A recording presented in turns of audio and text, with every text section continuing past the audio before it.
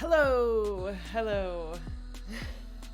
This feels like a very awkward introduction, but it's a vibe here. Hello, I'm Kaylee. This is Kaylee Crossstitch, and today I've had enough people request that I do this, so I'm gonna do it. I'm going to record a Flosstube Extra, where I show you the two-handed, two-needle technique.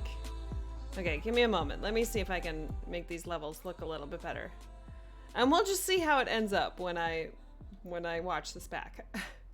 So, all the credit for this technique goes to Zoe from Coco Creates. And I will link her video below where she has a Flosstube update and then she demonstrates her two-handed, two-needle technique.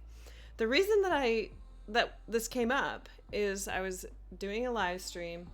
Zoe was in there and she was like, does anybody else use two needles? And I'm like, oh, you mean two hands, like two-handed stitching? And she was like, no, two needles. I was like, wait, what? How do you do that? And she was like, yeah, I just use two needles. I thought that's what people meant when they said two-handed technique. So it's new to me and I'm excited to show you what I've learned from watching her video. Now, huge disclaimer, I've only been doing this technique like 2 days, but enough people have said, hey, can you, I'm curious about that, let me see you do it. So I'm gonna do my best to show you. I'm working on Norwegian Sampler by Cliffside Stitches on Etsy, and I am going to do two different colors so you can really see kind of what it looks like, and I'll talk about what I've learned, tips that I've started using, and hopefully it's informational to you. So I don't know. So I'm gonna actually set this camera up on the back so that you can see my left hand and what my left hand is doing at the back. So I'm going to do the yellow that's around here, if you can see it in my stock photo here. And then I'm going to fill in the black in this motif and work, if I get to it, work to the black in this bigger motif. So I'm going to do the yellow here and the black here and show you at the same time. Okay? So to start, I just get it started as I would any normal the normal way that I stitch. So I'm gonna run this under these a little bit. Which one was I gonna do first? I was gonna do that one, okay. So to start, sometimes I run my thread underneath other stitches just to secure it. And hopefully I won't pull it through as I'm trying to demonstrate here. So I'm just gonna get started.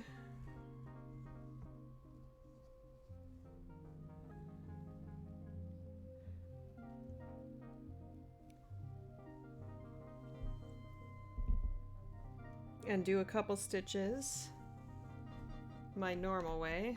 This is all up in the way.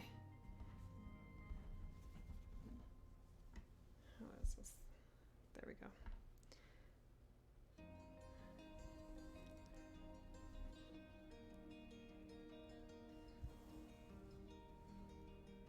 Actually, hang on, sorry. I have to look at the pattern, make sure I know where I'm going here. Sometimes if it's a little bit complicated, I've noticed that I should just, you know, focus on one area for a little bit, and then once the stitching is more block stitching, then I can go back to doing both at once.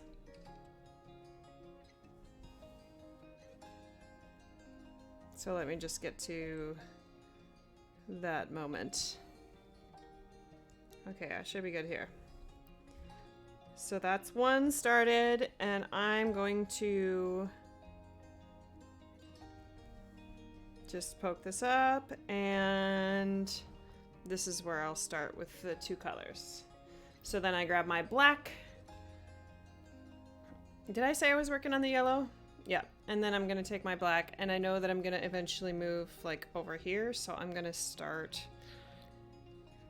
Which one should I start with? I'm gonna start with this leaf down here and work my way around. Yeah.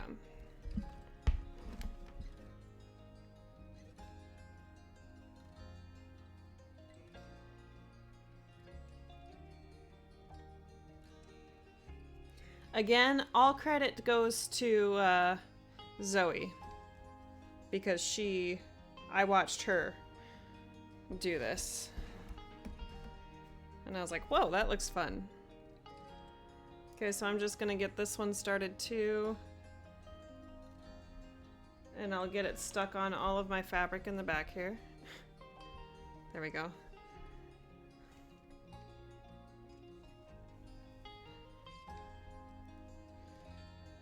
And as you can see, I'm kind of bumping the needle with my left hand.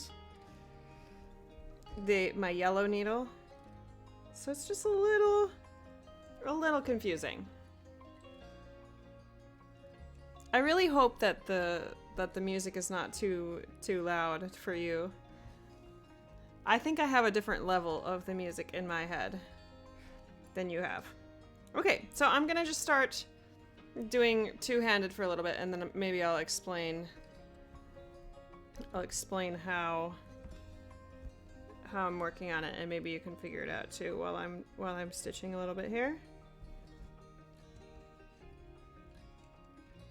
Oh, we got stuck on something. It might be a knot.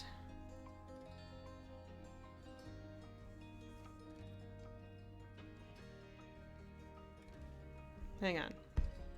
Haha! The first stitch. It gets stuck. See, okay, so let me tell you why, what I do to avoid that.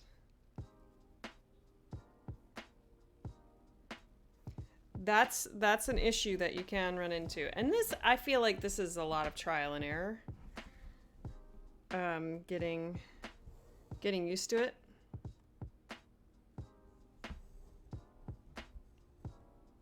Okay. Before you all laugh at Kaylee trying to do a tutorial on something that she's bad at.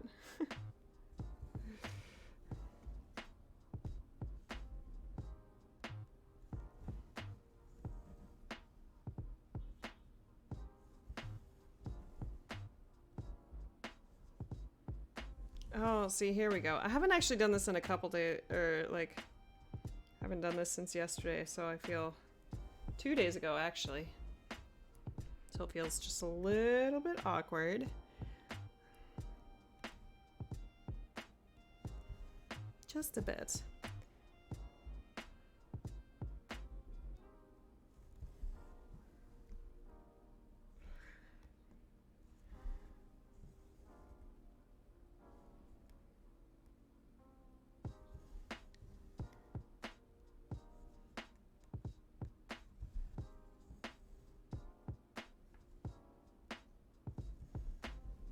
Zoe's fast at this. She was going very, very quickly. And I was like, whoa.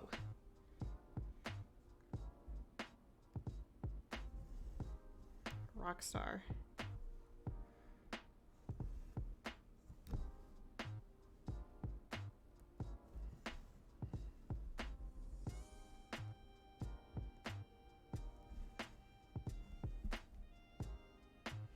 So I think I've already fixed my problem of how I got it caught on each other. Okay, so let me break this down a little bit. So I don't know about y'all, but if I can't see the back, then I don't really know what's going on the back, right? So I try to make sure that I can see most of my floss, if not all of it, on the front. So I'm not pulling at exactly the same time, but I'm pulling at nearly the same time. Okay, do I want to run this behind? Yeah, I do. No, I don't. I actually don't have to. So notice that my my black that's on the back of the fabric right now, I'm gonna pull that all the way, almost all the way, so that I know that my needle is not caught on the black thread in the back. And then I can pull both at the same time. Now the black, which I have pulled up, I'm going to immediately poke that in the next place, ready to go. And then I'm gonna poke my yellow. And now I'm gonna stay with my yellow. I'm gonna keep my eyes on my yellow. As I pull my yellow, I'm gonna keep my eyes on there, and still keeping my eyes on the black, or still keeping my eyes on the yellow, I pull the black. So then I poke my yellow, and then I poke my black. I'm gonna shift my eyes to my black and complete that stitch on there. Then I shift my eyes to the yellow and pull yellow, keeping my eyes on yellow, and then pull black. Okay, so that, for me, I've been able to get that process pretty quickly now. So let me see if I can slow it down even more. So I start with the one that's on the back because I don't know what's going on the back, so I'm just gonna pull that tight. Okay, I know that it's not caught on this needle, so I'm gonna pull my yellow. And while I'm pulling my yellow, I'm gonna poke my black into the next place. Once I know that my needle is in the next place where black is supposed to be, then I start looking over here at yellow so I can poke from the back. And then I'm gonna pull that immediately so that I know that the thread on the back is not being caught on anything. And while I keep my eyes on the yellow, I'm pulling the black. Again, I place my yellow because I can see that, and then I'm going to place my black. My eyes are on my black while I pull my yellow, and I place my black and shift over to yellow. My eyes are on the yellow while I pull black, and now I shift my eyes to black while I pull yellow. Does that make sense? Hopefully that makes sense. So then I just stitch, keep going. Which way do I want to go with this? I want to go this way. And then it's just kind of like you're making decisions for two different places in your pattern.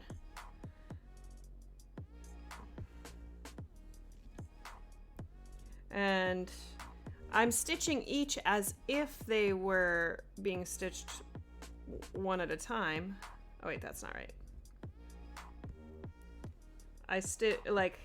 If I were stitching my black section, this is exactly how I would be stitching it. And then if I was stitching my yellow section by itself, this is exactly how I would be stitching it. And so I'm implementing the methodical approach that I have taken from stitching with one needle and just doing it with two different colors at the same time.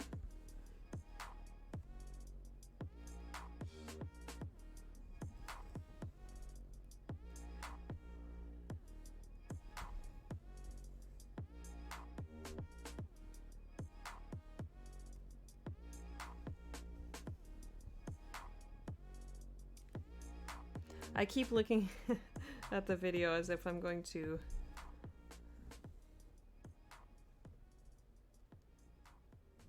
be able to read the pattern from there.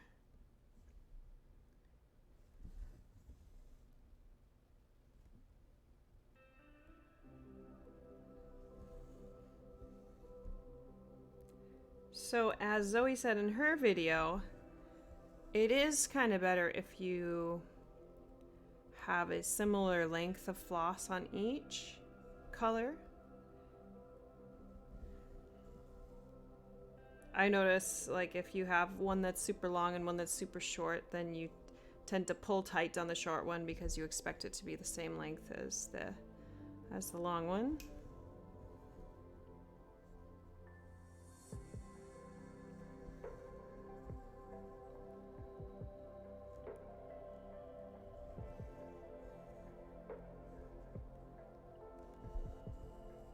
And you might say, well, Kaylee, you're spending the same amount of time like deciding where to stitch.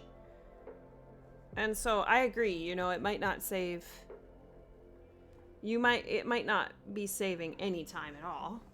It might not. But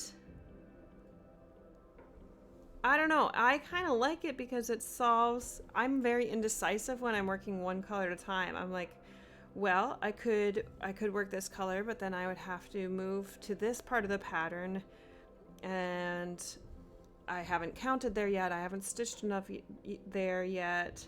But this way, I'm like, well, I can work at two at once. And I think I've become comfortable enough where I'm confident that I won't like make a huge mistake. Maybe.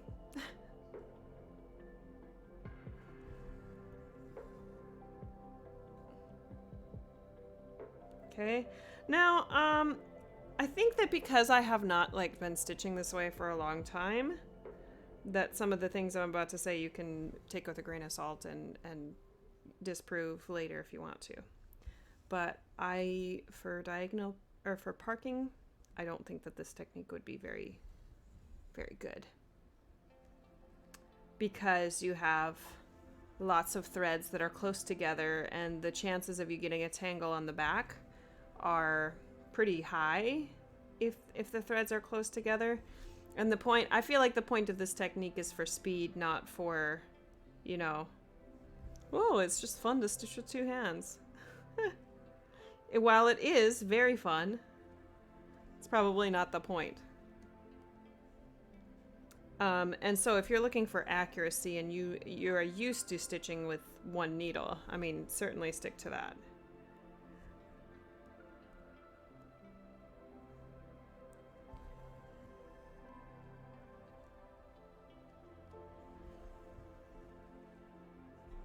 But I feel like, especially on this piece where there's lots of motifs, lots of small motifs, that it just feels like I'm getting a lot done. And I started this piece on Tuesday, and it's Friday today, and I didn't work on it a whole lot yesterday, so this is like 2.5 days of stitching on this whole piece. And I was using this technique for most of that time.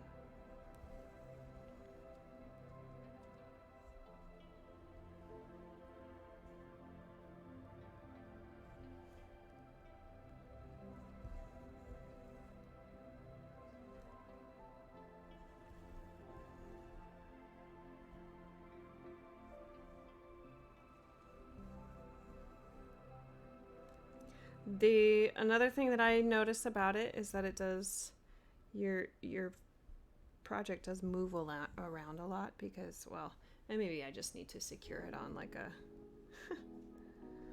on a scroll frame or something.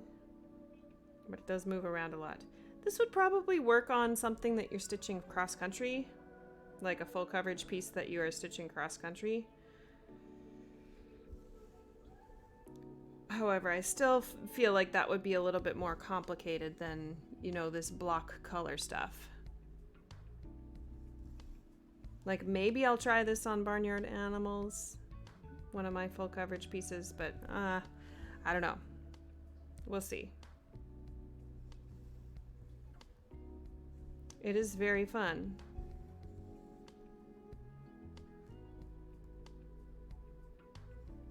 And you can tell me if you think it's faster in the comments below.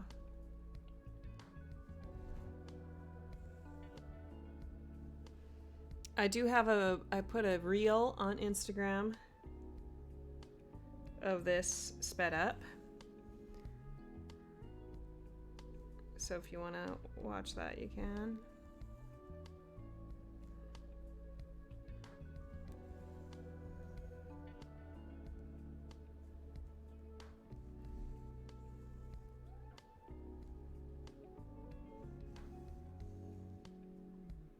And you do, I mean, I've gotten into a groove with it, so.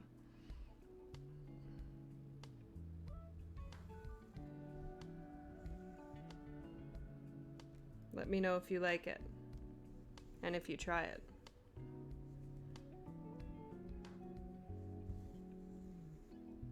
Let me think if there's anything else that I've missed.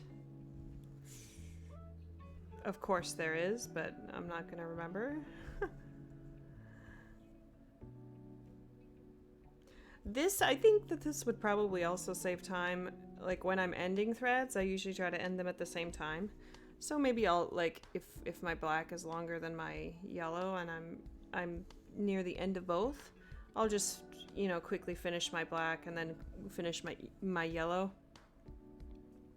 And then I'm able to end both threads at the same time, basically.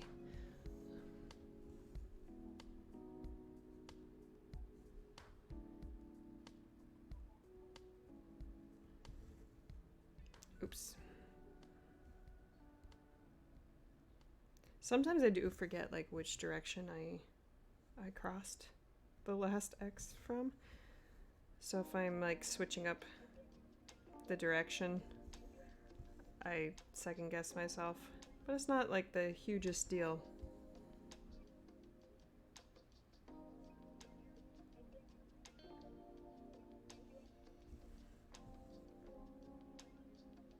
Oh, that's why this feels funny. Because I'm going the wrong way.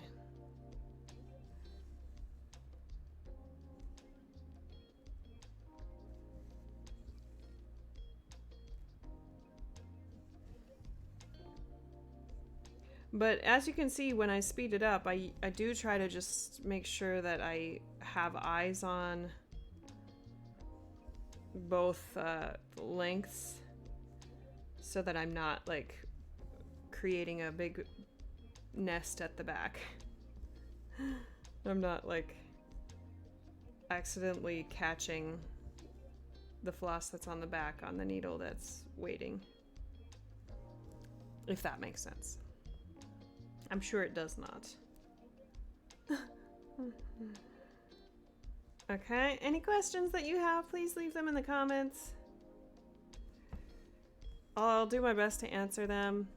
And go watch Zoe's video, so you can watch another person do this.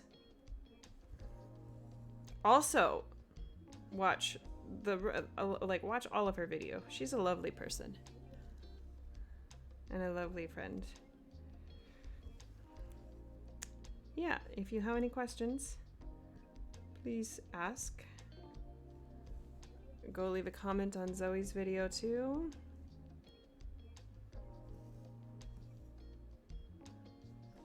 And I hope that if you choose to do this technique, that you will have fun with it. Like I am. I'm having a lot of fun with this.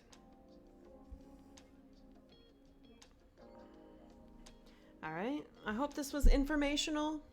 I hope you enjoyed. And yeah, let me know if you have any questions. And happy 2-needle stitching. Bye.